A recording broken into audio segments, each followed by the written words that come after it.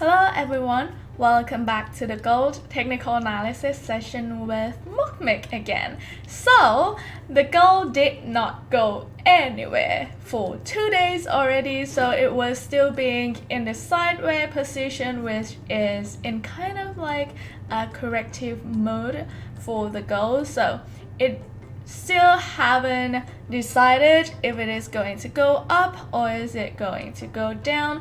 So our plans actually didn't change much. So the plan that we had the day before, it was still the same because it did not use any of those major plans that we had together. However, there is still kind of like a little bit change on the price structure, so I will give you a little update on that for today. Alright, so let's go straight. So here we go. We need to start with the daily time frame. So if you can notice 1 and 2, so 2 of these candlesticks are being in kind of pretty much the same price range. Okay, so for today I'll say maybe it might be the same, but maybe if there's something change, the price might shows its way.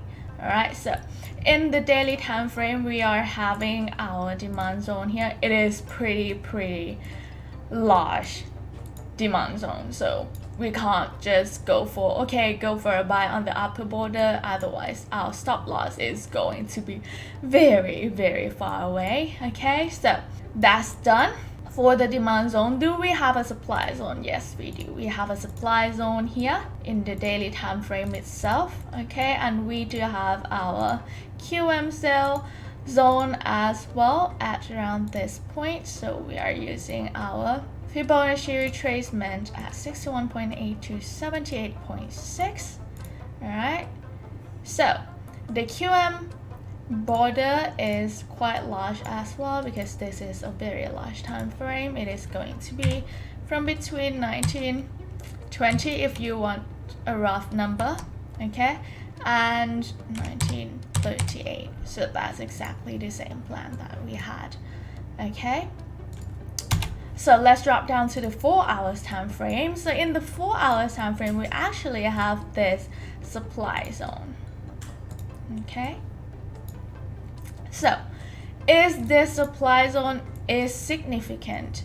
Well, if you don't really use Elliott wave on your trading system, maybe you don't have any reasons to, enter at this point. You will have to wait for the QM sell. However, what I see here, there is a lot of chance that the price could go and do this.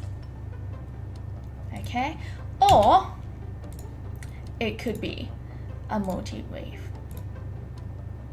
Alright, so if it chose to be the multi-wave, there's a chance that the price could use this Fibonacci retracement at 50%.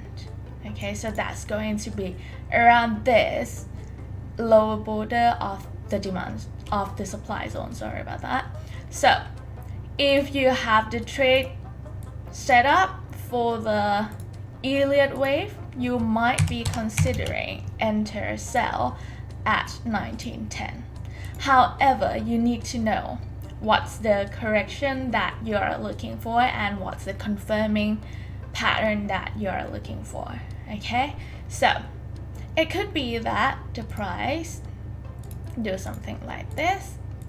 Okay, so that's going to be perfect.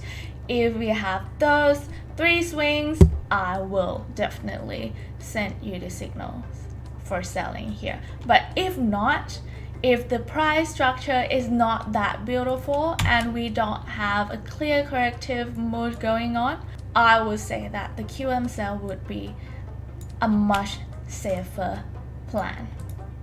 Alright, so that's 2 of the plans that we had for the selling. What about the buying? So for the buying, we don't really have a demand zone here, okay? But this is the daily time frame, the demand zone of the daily time frame. For the 4 hours time frame, we are having this demand zone. Do we have any price structure that you could go for a buy? I say yes. So we have a high twice here. All right, and you could be considering buying at this demand zone. So let me use my Fibonacci extension. So the Fibonacci extension told me that, okay, you could wait for buying at 1850. That's the first target. 1950, sorry. Oops, 1850, that's right. Okay, so 1850, first target. The second target would be at 1841. So if you are considering at 1840, that's you might miss this plan because you need to add a little bit more up for the spread as well. So that's for the height wise. Let me check my Fibonacci projection. Alright, so we are having quite the same plan. So for the projection, I would say that the buying region is somewhere around here. So roughly the same area as our first buying plan at 1850.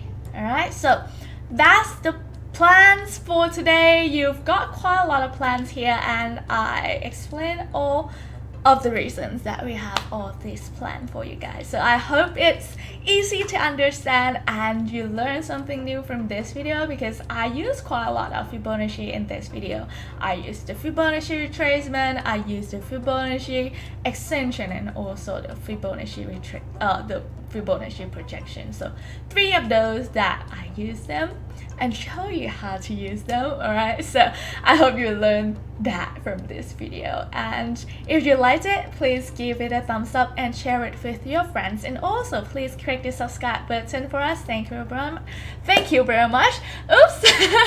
Oh, okay, so I have another new things to announce you for today. We are moving our Facebook fan page from Bravo Trade Academy to Bravo Trade Academy Global, and it is a good news for you guys, my foreigner friends, because we are publishing our contents in English, not every day, but there will be English content every Monday and Wednesday. So you have 2 of those days that you can learn from us in English, and I am fully responsible for that. So I'll see you in that. Please go follow us on our Facebook fan page, Bravo Trade Academy Global. Alright, so I'll see you in there. Bye!